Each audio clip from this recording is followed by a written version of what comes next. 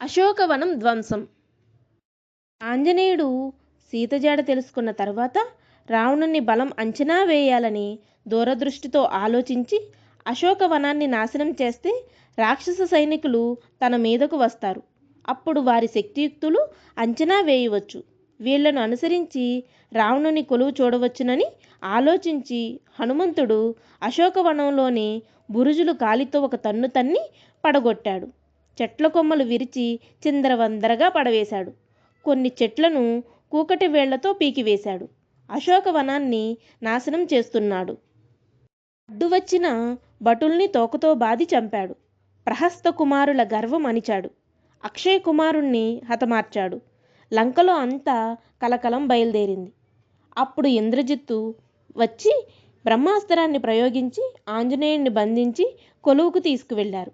ఆంజనేయుడు రావణుని దివ్య వర్చస్సుకు ఆశ్చర్యంగా చూశాడు. రావణుడు ఆంజనేయుని వివరాలు తెలుసుకున్నాడు. లంకానగరానికి శోభనిచ్చే అశోకవనాన్ని భంగపరిచినందుకు అతన్ని చంపమని ఆజ్ఞాపించాడు. ఆంజనేయునిచే లంకా దహనం. అప్పుడు విభీషణుడు అడ్డుపడి, అన్న, దూతను చంపరాదు, అది అపరాధం. సకల రాజనీతి మర్మాలు తెలిసిన నువ్వు ఈ సంగతి విస్మరించి దూతను వధించమనడం తప్పు. అయితే అతడు మన అశోకవనాన్ని నాశనం చేశాడు కనుక అతనిని అవమానపరిచి పంపించు అని చెప్పిన విభీషణుని మాటలు రావణుడు, సైనికులారా, కోతికి తోక జాతి లక్షణం.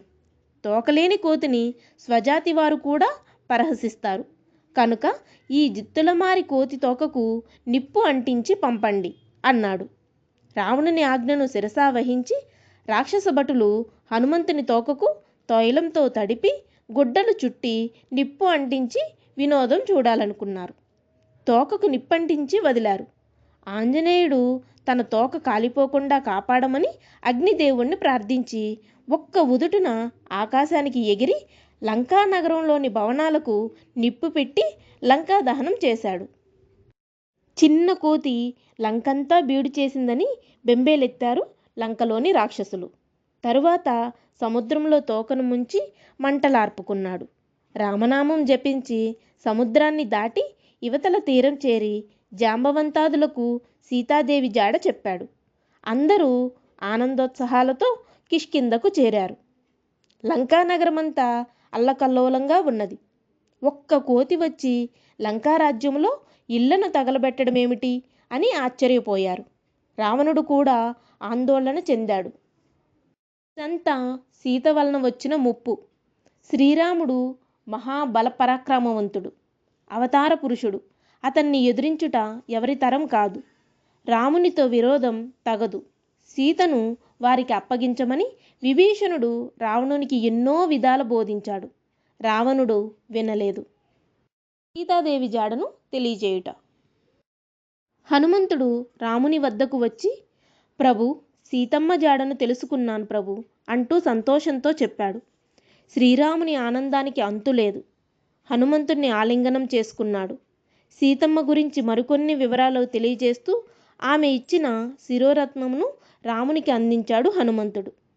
విభీషణుడి ధర్మనిరతని ప్రశంసించాడు.